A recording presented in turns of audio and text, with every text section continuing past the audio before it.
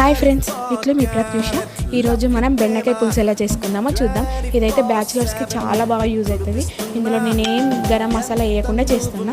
First బెండకాయలు cut చేసుకొని పెట్టుకోండి. ఒక పెద్ద సైజ్ ఆనియన్, 2 పచ్చిమిర్చి, కొంచెం కళ్యామాకు, చింతపండు పులుసు అండ్ ఫస్ట్ గిన్నె పెట్టుకొని స్టవ్ మీద దాంట్లో సరిపడా ఆయిల్ వేసుకొని జీలకర్ర, ఆవాలు అండ్ పచ్చిమిర్చి, ఉల్లిగడ్డ వేసుకొని కొంచెం గోలాక కళ్యామాకు వేసుకోండి. కళ్యామాకు కూడా గోలాక నెక్స్ట్ బెండకాయలు కట్ చేసి పెట్టుకున్న బెండకాయలు వేసుకోండి. ఇప్పుడే అల్లం వేయకండి, ఎందుకంటే బెండకాయ మాడిపోతుంది.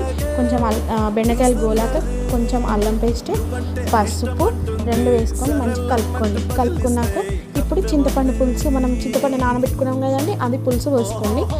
నేనైతే మామూలు బాగా చిక్కగా కాకుండా బాగా పలుచగా కాకుండా చేస్తున్నాను. దీంట్లో సరిపడా ఉప్పు, కారం, మెంతిపిండి యూజ్ చేస్తాను. మీలో ఎంతమంది మెంతిపిండి యూజ్ చేయకుండా చింతపులుసు బెండకాయ పులుసు చేస్తారో కామెంట్ చేయండి. అండ్ ఇది మసాలాక మనకు లాస్ట్కు కొంచెం ధనియాల పొడి, వేయించిన ధనియాల పొడి వేసుకోండి. చాలా బాగుంటుంది. ఇందులో ఏం వేయకుండా పర్లేదు, ఇదే సూపర్ ఉంటుంది. వేడి వేడి అన్నం బెండకాయ పులుసు. ఇందులో మీకు నచ్చితే ఆమ్లెట్లా లేకపోతే పాపడాలు ఎంచుకోండి.